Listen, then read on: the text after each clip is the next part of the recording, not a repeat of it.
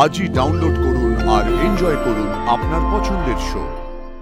একটা খুব ইম্পর্টেন্ট কথা আছে, শ্যামলী আমাকে সন্দেহ করছে। দিনেশের মধ্যে কত কিছু ঘটে গেল। হুন্ডাগুলো সকাল থেকে ছদ্মবেশে এই বাড়িতে ছিল, কিন্তু একটুর জন্য টের পেলাম না। টের যাতে না পাও সেইভাবে তো সবটা প্ল্যান করেছে বাবা।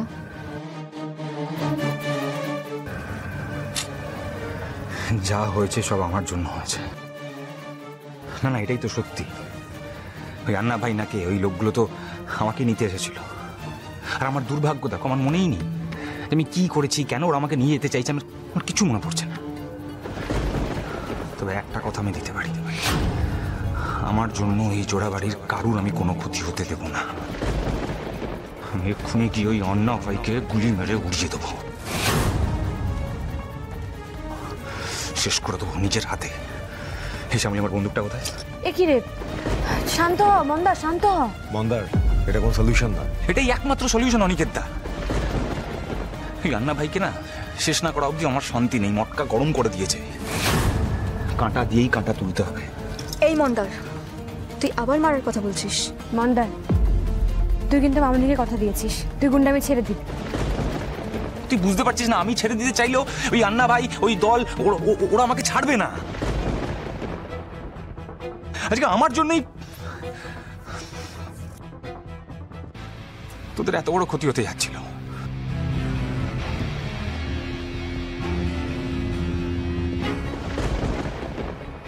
মামনি, অপা অপা অপা, কেঁদো না অপা।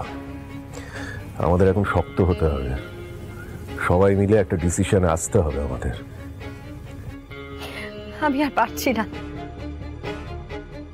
তুমি বলো শ্যামলী, এভাবে প্রাণ হাতে করে বাঁচা যায় কখনো? সমানে মনে হচ্ছে এই এখন আজ বেঁচে আছি, কাল হয়তো বেঁচে থাকবো না। কাল হয়তো আমাদের গোটা পরিবারটাই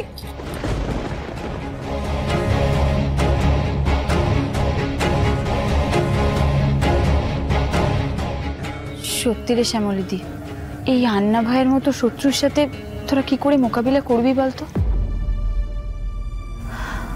তুই যতই যাই বল, আমাদের সবার মনে কিন্তু একটা ভয় ঢুকে গেছে। মহেশ্বর, বাড়ির সবাই এমন ভাবে ভয় ভয় দিন কাটাতে পারে না, কিছুতেই না।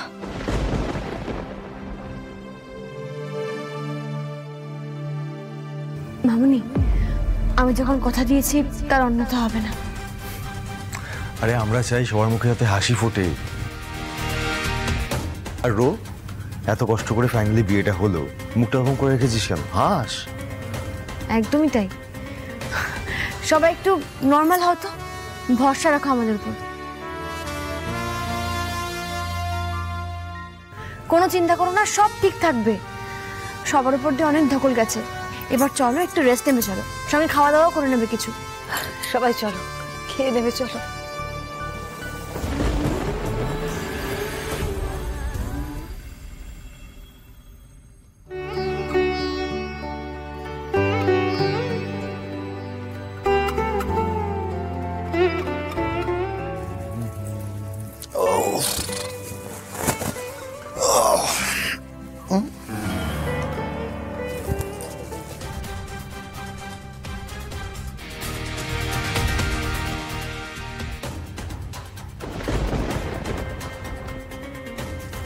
তৃষার ফোন এই ঘরে কি করছে?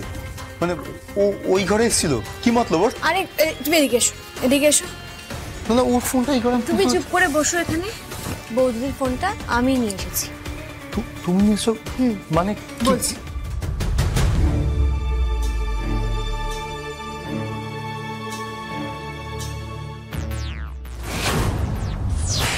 কার সাথে কথা বলছিলেন বৌদিদি?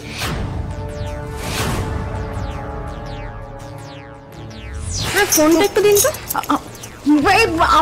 আমার ফোনটা নিয়ে তুমি, আপনি এখন ফোন ঘেটে কি করবেন বলুন তো? আচ্ছা, বুঝতে পারলাম, কিন্তু ওর ফোনে লক তো যায় না। হ্যাঁ সেটা আমি জানি, আমি শুধু ফোন আসার অপেক্ষায় রয়েছি। ফোন আসলেই সবটা একেবারে জলের মতো পরিষ্কার হয়ে যাবে।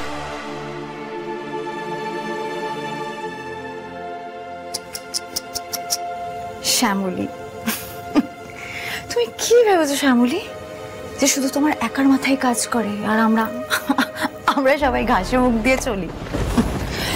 তুমি ভেবেছো আমার ফোনটা নিয়ে নেওয়ার পরে অরুণ আবার ফোন আসবে, আন্না ভাইয়ের লোকেরা আমাকে ফোন করবে আর তুমি জব করে আমাকে ধরে ফেলবে? ইস কি বোকা তুমি। তুমি যদি ভাবো তুমি ডালে ডালে চলো, তাহলে আমিও চলি পাতায় পাতায়। সমস্ত call list, call records, messages সব তো আমি ডিলিট করেই দিয়েছি। তাছাড়া অরুণাবকে এখন একবার ফোন করতে হবে। ফোনটা নিশ্চয়ই এখন ওর কাছে আছে।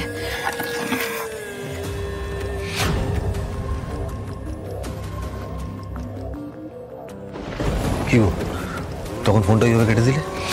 আমার মনে হয়েছিল কেউ বোধহয় এসছে। কেউ কি এসেছিল? স্বয়ং জম এসেছিল, শ্যামলী। কি বলছে শ্যামলী? শোনো অরুণাভ, একটা খুব ইম্পর্টেন্ট কথা আছে। শ্যামলী আমাকে সন্দেহ করছে। দেখো, আন্না ভাই লোকেরা যখন বাড়িতে আসবে, রঘুকে তোরা তুলে নিয়ে যাবে, কিন্তু তারপরে কি পরিস্থিতি হবে, বাড়ির কি সিচুয়েশন হবে, সেটা আমরা কেউ জানি না। বাই চান্স শ্যামলী যদি বেঁচে যায়, তাহলে ও না এটা নিয়ে একটা বিশাল ইস্যু করবে, বুঝতে পেরেছো তো? আর ও আমার ফোন চেক করতে পারে, কারণ অলরেডি আমার এই ফোন করা নিয়ে ওর মনে একটা সন্দেহ হয়েছে। হ্যাঁ, মানে আমাকে অনেক প্রশ্ন করছিল, টাইম মতো আমি ফোনটা লুকিয়ে রাখতে পেরেছিলাম বাবা, কিন্তু তাও ওর মনে যেহেতু একটা সন্দেহ আছে, ও ফোন নিয়ে কিছু একটা করতে পারে অন্য। সো প্লিজ তুমি কিন্তু আমাকে আর একদম ফোন করবে না, হ্যাঁ? প্লিজ প্লিজ আন্না ভাইকেও সেটা তুমি বুঝিয়ে দাও, কেমন? শ্যামলী যেন আমাকে কোনোভাবেই সন্দেহ না করে, সেটা আমাকে ইনশিওর করতেই হবে।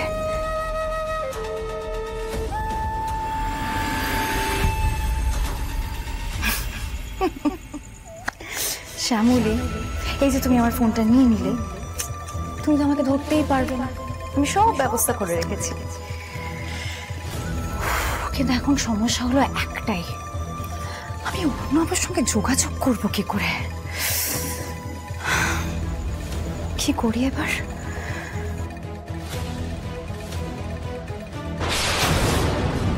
কারোর সঙ্গে যোগাযোগ করতে না পেরে বৌদি এবার কি করে সেটাই আমার দেখার। কিন্তু শ্যামলী, আমাদের না আর ওয়েট করা ঠিক হবে না। দেখো, হিরণ্ময় কাকু সব ব্যাপারটাই জানেন। আমার মনে হয় ওনাকে ফোন করে একবার বলি যে আমাদের বাড়িতে যদি পুলিশ সিকিউরিটির ব্যবস্থা করেন তাহলে বোধহয় ভালো হয়। সে তো ঠিক কথা, কিন্তু এত রাতে ফোন করাটা কি ঠিক হবে? বুঝতে পারছি, একবার ফোন করে দেখি, না তুলে না ধরবে, কালকে সকালে আবার ট্রাই করবো।